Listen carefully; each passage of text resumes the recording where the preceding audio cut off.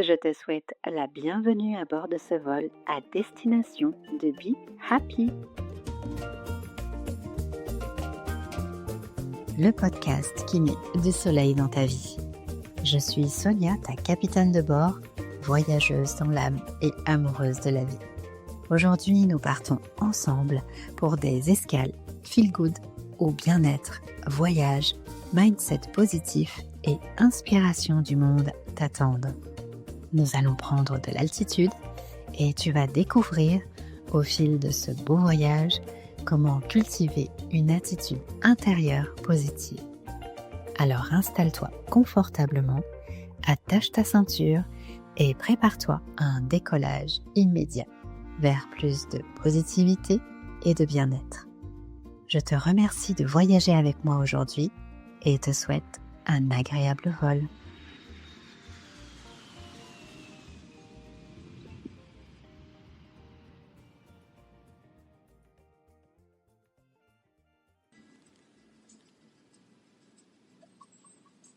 Bonjour à toi et bienvenue à notre rendez-vous Feel Good du jeudi. Avant de plonger dans cet épisode, j'ai envie de te partager pourquoi j'ai choisi ce thème. À la suite du sondage que j'ai fait circuler, une auditrice m'a envoyé une question assez touchante. Comment fais-tu pour trouver de la positivité quand tu traverses des choses difficiles ? Elle n'est pas rentrée dans les détails et je trouve ça normal, chacun vit ses propres tempêtes, mais sa question m'a profondément parlé. Parce que je crois qu'on est nombreux à se la poser et parfois même en silence. Alors aujourd'hui, j'ai envie de lui répondre et de vous répondre à tous. Dans ce podcast, je laisse ici des fragments de ma vie et je ne me permettrai en aucun cas de parler de choses que je ne connais pas. À travers cet épisode, je me livre aussi à cœur ouvert. J'aimerais vous offrir non seulement un peu d'espoir, mais aussi quelques clés, toutes simples, pour continuer à apercevoir les petites lueurs qui nous accompagnent, même dans les périodes les plus sombres, les plus difficiles. Ce n'est un secret pour personne, la vie n'est pas un long fleuve tranquille. Et c'est tant mieux, parce que ce qui nous rend vivants, ce sont justement ces hauts et ces bas, ces mouvements d'âme, comme les battements d'un cœur. Un électrocardiogramme parfaitement plat, c'est le signe qu'il n'y a plus de vie. Alors non, je n'ai pas été épargnée, et toi non plus, sûrement. Mais ce que j'ai appris, c'est que le chaos peut être fertile, qu'il peut devenir créateur, qu'il peut révéler en nous des forces que l'on n'aurait jamais imaginé posséder. Le chaos, ce mot qui fait peur, celui qu'on évite, celui qu'on cache derrière des sourires polis, des routines bien ficelées, des vies bien cadrées. Et pourtant, il arrive sans prévenir, il bouleverse tout, il nous fait tomber, il nous oblige à regarder autrement. Mais un jour, on comprend. Ça prend du temps, ça se fait pas du jour au lendemain, évidemment. Mais on comprend que le chaos n'est pas la fin, qu'il est une transition, un passage, parfois brutal, parfois silencieux, mais toujours révélateur. La vie toujours nous invite à danser au milieu des ruines. Moi, j'ai vécu des tempêtes, des fractures, des nuits sans sommeil et des jours sans lumière. Mais je suis encore là et je mets en lumière tout ce qui est positif et lumineux. Et je sais aujourd'hui que chaque chaos portait une graine de transformation. J'ai compris avec le temps qu'on ne vit pas les blessures par hasard. Certaines viennent réactiver des mémoires anciennes, d'autres nous poussent à nous redéfinir. J'ai rencontré en chemin les blessures de l'âme.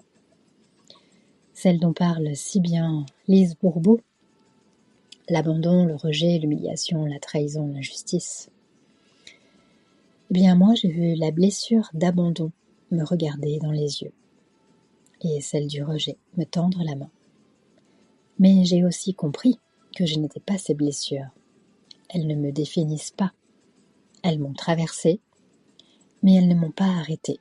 Et je dirais même qu'elles m'ont plutôt initiée.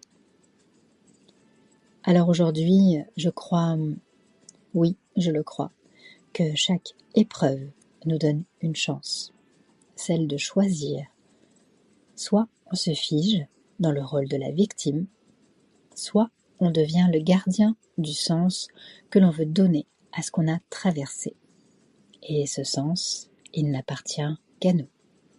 Il se crée dans notre cœur, dans notre corps, dans l'instant. Alors non, on ne vit pas dans le monde des bisounours. Quand on traverse une épreuve, on ne peut pas juste penser positif et espérer que ça passe. Mais il existe quelques gestes simples, mais qui peuvent aider à garder un fil d'espoir. Pour commencer, donner du sens à ce qu'on vit est très important. Écrire, parler, crier, pleurer ou même transformer sa douleur en création. Mettre des mots, c'est déjà un premier pas pour apprivoiser ce qui nous traverse. S'autoriser à demander de l'aide à un proche, à un ami ou à un professionnel, il n'y a pas de honte. Parfois, la vraie force, c'est d'accepter de ne pas tout porter tout seul. Créer un rituel personnel, une bougie allumée par exemple pour honorer une absence, une marche quotidienne pour déposer les pensées lourdes, un carnet pour noter ce qui te pèse ou ce qui te réconforte.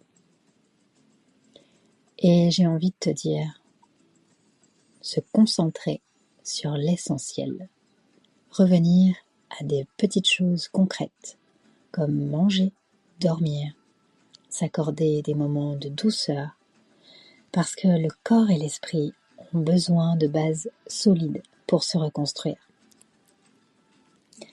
Ces clés ne suppriment pas la douleur, elles ne vont pas faire disparaître l'épreuve, mais elles offrent des appuis, de petites pierres solides sur lesquelles on peut poser le pied, même quand le sol s'effondre. Tu sais, je ne crois pas qu'il y ait de recette miracle pour traverser les tempêtes. Quand tu perds quelqu'un que tu aimes, quand tu apprends une nouvelle qui bouleverse ta vie, quand ton monde s'effondre, on ne peut pas simplement positiver. Ce serait nier la douleur et elle fait partie du chemin.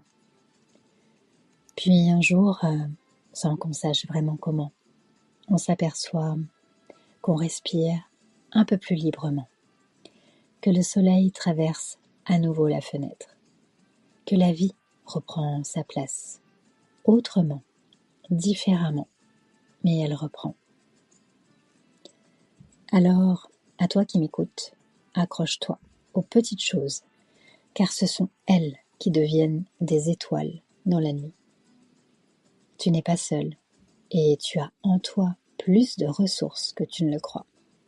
Tu ne le sais pas encore.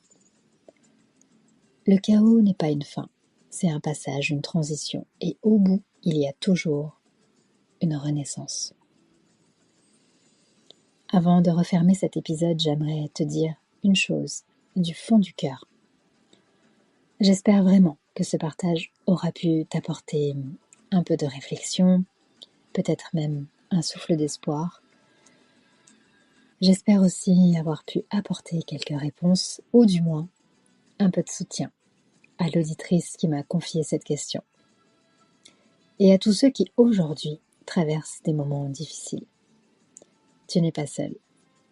Et si mes mots ont pu t'accompagner, même un court instant, alors cet épisode aura déjà trouvé tout son sens.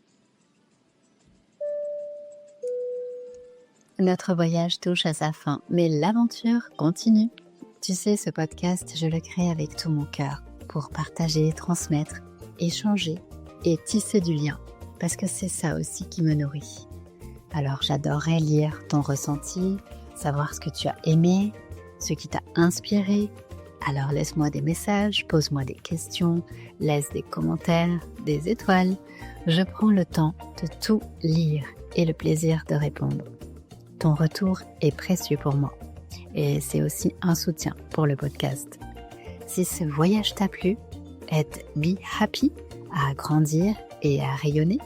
Partage, parle-en autour de toi et ensemble, créons une belle communauté où l'on sème des ondes positives. Écoute Be Happy sur toutes les plateformes et rejoins-moi sur le compte Instagram podcast Be Happy pour partager ensemble des ondes positives. Merci d'avoir embarqué avec moi.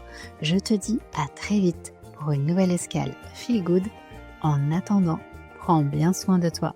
Enjoy life and be happy.